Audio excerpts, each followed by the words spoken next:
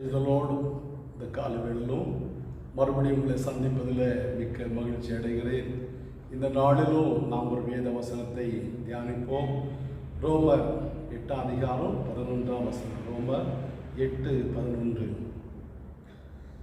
கிறிஸ்துவை மரித்தோர்ந்து எழுப்பினவர் உங்களில் வாசமாக இருக்கிற தம்முடைய ஆவியினாலே சாவுக்கு ஏதுவான உங்களுடைய சரீரங்களையும் உயிர்ப்பிப்பார்.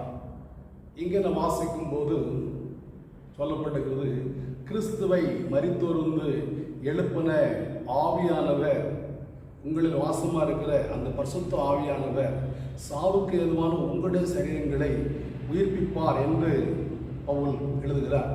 பிரியமானவர்களே, இன்றைக்கு நம்மில் அநேகருடைய சரீரத்தில் இது சாவுக்கு ஏதுவான சரீரம்.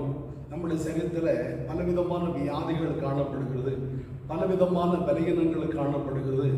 வயது முதுமையின் காரணமாக அல்லது இன்றைக்கு ஒவ்வொரு நாளும் புது புது வியாதிகள் ஒவ்வொருக்கும் வந்து கொண்டு இருக்கிறது. பிபி, சுகர், கொலஸ்ட்ரால், இன்னும் பலவிதமான வியாதிகள்னாலே நம்முடைய சரீரம் நாளுக்கு நாள் பலகீனப்பட்டு கொண்டிருக்குது. இது சாவுக்கு எதுவான சரீரம்தான். ஆனாலும் கண்களில் ஒளி மங்கி விடுகிறது, காதில் கேள்வி திறன் புரிந்து விடுகிறது, அதிகமாக பேச முடியவில்லை, நேரம் பேசின உடனே மூச்சு திணறல் ஆகிவிடுகிறது. நம்முடைய கைகள் முன்னே போல சரியாக செயல்படவில்லை, சரியாக சாப்பிட முடியவில்லை, சாப்பிட்டாலும் ஜீரணிக்கவில்லை, ரொம்ப தூரம் நடக்கவில்லை. இப்படி ஒவ்வொரு விதமான பலகீனங்கள், ஒவ்வொரு சரீரங்களும் ஒவ்வொரு அவயங்களும் நாளுக்கு நாள் பலன் இழந்து கொண்டே இருக்கிறதான இந்த காலகட்டத்தில் இங்கே பரிசுத்த ஆவியானவர் பவுல் மூலமாக ரோம சபைக்கு மாத்திரமல்ல இன்று நமக்கும் சொல்லும்போது, அந்த பரிசுத்த ஆவியானவர் உங்களுக்கு வாசமாக இருந்தால் சாவுக்கு ஏதுவான இந்த சரீரத்தை உயிரடை பண்ணுவார் என்று சொல்லப்பட்டிருக்கிறது. அப்போ இது சாவுக்கு ஏதுவான சரீரம்தான். ஆனால் தூய ஆவியானவர் நமக்குள்ள வாசமாக இருந்தால் இந்த சரீரத்தை மறுபடியும் உயிரடைய பண்ணுவார் என்று சொல்லப்படுகிறது. எந்தெந்த அவயவங்கள் செயல் இழந்து கொண்டே இருக்கிறதோ அந்த அவயவங்கள் மறுபடியும் செயல்பட வைக்க ஆண்டவரால் முடியும். மோசே 120 வயதிலும் அவன் பலன் குறையவில்லை, கண்கள் பார்வை மங்கவில்லை, நல்ல ஆரோக்கியம் உள்ளவராய் காணப்பட்டார் என்று நாம் வேதத்தில் வாசிக்கிறோம். மோசே மரிக்கும் போது கூட மலையின் மேலே ஏறி அங்கே மரித்தார். அவருடைய அண்ணனாகிய ஆரோன் மரிக்கும் போதும் மோசேயும் ஆரோனும் அவருடைய மகனும் மலையின் மேல் ஏறினார்கள். அங்கே ஆரோன் மரித்து அங்கே அடக்கம் பண்ணப்பட்டான் என்று வாசிக்கிறோம். அப்படியானா மோசே அடிக்கடி மலை மேலே ஏறுகிறதான பழக்கம் உடையவராய் காணப்பட்டார். வயது 120 ஆனாலும் அவருடைய கண்கள் பார்வை குறையவில்லை, பலன் குறையவில்லை, பார்வை மங்கவில்லை, பலன் குறையவில்லை, ஆரோக்கியம் உள்ளவராய் இருந்தார் என்று வாசிக்கிறோம். நம்முடைய சரீரம் நாளுக்கு நாள் பலகீனப்பட்டு கொண்டிருக்கிறது. இதை உயிர்ப்பிக்க, இது பலனடைய பண்ண ஆண்டவராலே நிச்சயமாகவே முடியும்.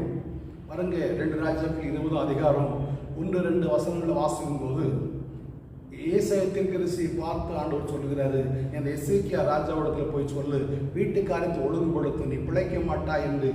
அதே போல ஏசாயா தீர்க்கதரிசியும் எசேக்கியா ராஜாவிடம் வந்து சொல்லுகிறாரு, நீர் நம்முடைய வீட்டுக்காரத்தை ஒழுங்குபடுத்தும், நீர் பிழைக்க மாட்டேன் என்று. இந்த வார்த்தையை கேட்டதும் எசேக்கியா ராஜா சுவர்புறமாய் திரும்பி மிகவும் அழுது ஜெபிக்கிறார், ஆண்டவரே, நான் உமக்கு முன்பதாக உண்மையும் மன உத்தமமாய் நடந்து என்பதை நினைத்தரலும், உமக்காக எவ்வளோ பெரிய காரியங்களை செய்திருக்கிறேன். என்னுடைய அப்பா ஆலயத்தை மூடி போட்டார், அவருடைய பலிபடத்தெல்லாம் அங்கிருந்து எடுத்து மாற்றி வைத்தார். ஆலயத்தை மூடி போட்டபடினாலே அந்த ஆலயத்தில் வழிபாடு இல்லாமல், பலி இல்லாமல், ஆராதனை இல்லாமல் மோசமாய் காணப்பட்டது. நான் அவைகளை மறுபடியும் புதுப்பித்தேன்.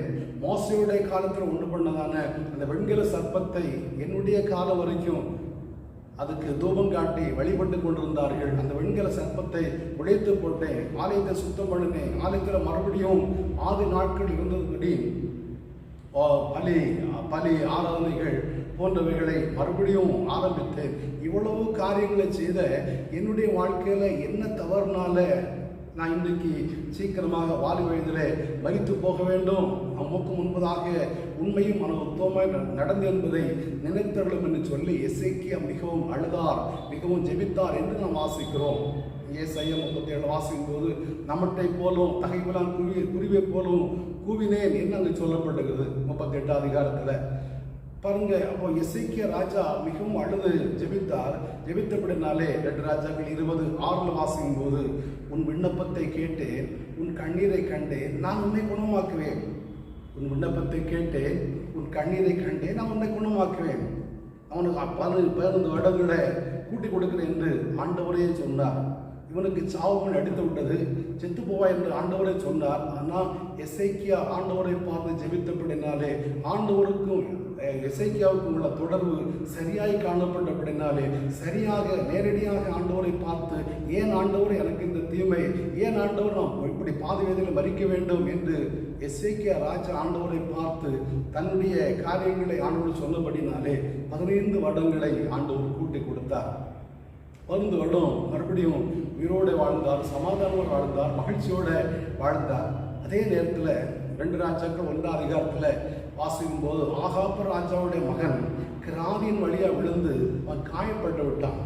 காயப்பட்ட போது அவன் எக்ரோன் தேவனாகிய பாகால செய்யப்படுத்த விசாரிக்கும்படிக்கு தன்னுடைய ஆட்களை அனுப்புகிறான். நான் கிராதியிலிருந்து கீழே விழுந்துட்டேன், நான் பிழைப்பேனா இல்லை செத்து போவேனா என்பதை எக்ரோனின் தேவனாகிய பாகால செய்யப்படுத்த விசாரிங்கன்னு சொல்லி தன்னுடைய மனிதரை அனுப்புகிறான். ஆண்டவர் எலியாப்பா சொன்னார், அந்த இஸ்ரவேல் ராஜாவுக்குடைய மனிதனுக்கு நீ எதிர்பட்டு அவளை பார்த்து இந்த வார்த்தை சொல்லி அனுப்பு, இஸ்ரவேல தேவன் இல்லை என்றால் நீ பாகால செய்யப்படுத்த விசாரிக்கும்படி ஆட்களை அனுப்பினாய், அதனால நீ ஏறின கட்டிலிருந்து இறங்காமல் சாகவே சாவா என்று கர்த்தர் சொல்கிறார் என்று சொல்லி அனுப்ப சொன்னார். அதே போல எலியா சொல்லி அனுப்புகிறார். அதே போல அவன் ஏறின கட்டிலிருந்து இறங்காமல் செத்து போனான். இந்த மனிதன் செத்து போக காரணம் என்ன?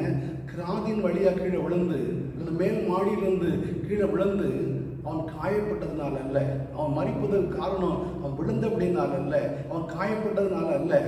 அவன் கர்த்தரிடத்தில் விசாரிக்காம பாகால செய்யப்படுத்தல் விசாரிக்கும்படிக்கு ஆட்களை அனுப்புறப்படினாலே ஆண்டவரை மறந்துவிட்டு அந்நிய தெய்வத்திடத்துல தன்னுடைய காரியங்களை விசாரிக்கும்படி ஆட்களை அனுப்பினபடினாலே ஆண்டவரை விட்டுவிட்டபடினாலே ஆண்டவர் சொல்கிறாரு, எலியாவை கொண்டு சொல்கிறாரு, நீ இஸ்ரவேலில் தேவன் இல்லை என்றா பாகால செய்யப்படுத்தல விசாரிக்கும்படி ஆட்களை அனுப்பினாய், ஆகையினாலே நீ ஏறின கட்டிலிருந்து இறங்காமல் சாகவே சாவா என்பதாக.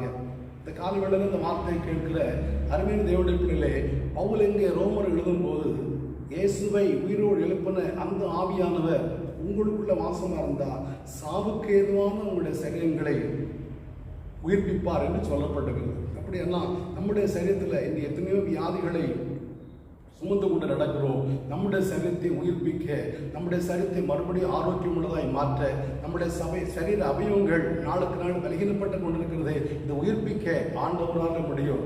நாம் என்ன செய்யணும்? எசேக்கியா போல ஆண்டவரை பார்த்து ஜெபிக்க வேண்டும். கர்த்தருடைய ஆவியார் நமக்குள்ள வாசமா இருப்பார். ஆனால் பாருங்க, மனுஷனுடைய ஆவி கர்த்தர் தந்த தெய்வம் என்று சொல்லப்படுகிறது. அவர் தம்முடைய ஆவியை அனுப்புகிறார். 104 சங்கீதம் வாசிக்கும் போது அவர் தம்முடைய ஆவியை அனுப்பி அவளை உயிரிடை பண்ணுகிறார். அந்த ஆவியை வாங்கி போட அவைகள் மரித்து மண்ணுக்கு மாண்டு திரும்பும் என்று சொல்லப்பட்டிருக்கிறது. அப்படியெல்லாம் இன்றைக்கு இந்த ஆவி கர்த்தர் நமக்கு தந்ததான தீபமாய் காணப்படுகிறது. இந்த ஆவி நமக்குள்ள வாசமா இருக்குமானா, இந்த ஜீவன் மாத்திரமல்ல, தேவனுடைய ஆவி நமக்குள்ள வாசமா இருக்குமானா இந்த சரீரத்தை உயிரிடை பண்ண அவர் வல்லவராக இருக்கிறார். நான் சுவாசிக்கிறதான இந்த உயிரும் ஆண்டவர் நம்ம கொடுத்ததுதான், தூய ஆவியானவரும் தேவன் நம்ம கொடுத்ததுதான். கர்த்தருடைய இந்த ஆவி நமக்குள்ள வாசமா இருக்குமானா இந்த சரீரத்தை பலனிடை பண்ண, உயிரிடை பண்ண அவர் வல்லவராய் காணப்படுகிறார். இந்த வார்த்தை கேட்கிற உடைய வாழ்க்கையில் நீங்கள் பலகீனப்பட்டிருக்கிறீர்களா? உங்களுக்கு அருமையானவர்கள் பலகீனத்தோடு காணப்படுகிறார்களா? சாவன் விளம்புக்கு போயிட்டார்களா? ஆண்டவர் சொல்கிறாரு, இந்த எசேக்கியாவை உயிரோடை பண்ண தேவன். இந்த வசனம் வாசிக்கும் போது தேவன் இயேசுவை மரித்தொருந்து எழுப்பின தேவன் உங்களின் வாசமா இருக்கிற பரிசுத்த ஆவியினாலே உங்களுடைய சரித்தை உயிரிடை பண்ணுவார் என்பதாக. இந்த தேவனை உயிரோடு எழுப்பின அந்த ஆவியானவர் நம்மை உயிரிடை பண்ணுவார், நம்மை பலப்படுத்துவார், நம்மை ஆரோக்கியமாக்குவார், நாமும் நீண்ட நாள் வாழ ஆண்டவர் அனுக்கிரம் செய்வார். ஆகிய நம்ம செய்ய வேண்டியது ஆண்டவரை பார்த்து விண்ணப்பிக்க வேண்டும், ஆண்டவரை பார்த்து ஜெபிக்க வேண்டும். அந்த இஸ்ரவேல் ராஜாவை போல ஆண்டவரை விட்டுவிட்டு வேற எங்கேயோ போகக்கூடாது. ஆண்டவரே என்னுடைய சரீரத்தை பலனடை பண்ணும் என்று நாம் ஜெபிக்க வேண்டும். மோசை கொண்டு ஆண்டவர் சொல்லும்போது, நானே உன் பரிகாரி ஐய கர்த்தர் என்று சொல்லுகிறார். நானே உன் பரிகாரி கர்த்தர், நான் தான் உன்னுடைய பரிகாரி, நான் தான் உன் உணர்வு வைத்தியர், நான் தான் உன்னை குணமாக்குறவர். நம்ம உயிர்ப்பிக்கிறவர். எரேமியா விதமாக சொல்கிறாரு, நீர் என்னை குணமாக்கினால் நான் குணமாவேன். தேவரீரே துதி. ஆண்டவர் நம்மை குணமாக்குனா நிச்சயமாகவே நாம் குணமாக்கப்படுவோம். இந்த காலவில் அந்த வார்த்தையை கேட்கிற நம்முடைய வாழ்க்கையில் கூட ஒரு அற்புதத்தை செய்ய அவர் வல்லமை உள்ளவராய் காணப்படுகிறார். நம்முடைய இந்த சரீரத்தை உயிரிடை பண்ண அவர் வல்லமை உள்ளவராய் காணப்படுகிறார். ஆரோக்கியமடை பண்ண அவர் வல்லவராய் காணப்படுகிறார். அவரை பார்த்து ஜெபிப்போமா? நல்ல பிதாவே, நன்றியோடு துதிக்கிறோம். இந்த காலவேளையிலும் உங்களுடைய திருமுகத்தை நோக்கி பார்க்கிறப்பா, இயேசுவை கிறிஸ்துவை உயிரோடு எழுப்பின அந்த ஆவி உங்களை மாசம் பறந்தால் உங்களை சரித்து உயிர்ப்பிப்பார் என்று பவுல் ஆண்டவர் எழுதுகிறதை காண்கிறோம். இந்த வார்த்தை நாங்கள் ஆண்டவர் எங்களை சொந்தமாகிக் கொள்கிறோம். கர்த்தாவே உமக்கு ஸ்தோத்திரம். அந்த கர்த்தருடைய ஆவியானவர் இவருடைய சரீரங்களை உயிர்ப்பிப்பாராக. இவருடைய சரீர அவயவங்களை பலப்படுத்துவாராக. ஏசப்பா உமக்கு ஸ்தோத்திரம். பலகீனங்கள் மாறுவதாக. ஏசப்பா உமக்கு ஸ்தோத்திரம். ஆண்டவர் இந்த காலவிடல் அந்த வார்த்தையை கேட்கிற ஜெபிக்கிற உங்களுடைய பிள்ளைகளை ஆண்டவர் நம்மை தாங்கி தப்புவிப்பீராக. பலகீனத்தின் கட்டிகள் அவிழ்த்து பலப்படுத்துவீராக. ஆரோக்கியமுள்ளவர்களாய் மாற்றுவீராக. அப்பாவோட நாமத்தை மையப்படுத்துங்க. இயேசு மூலம் பிதாவே. ஆமென், ஆமென். ஆண்டவர் நம்மை ஆசீர்வதிப்பாராக.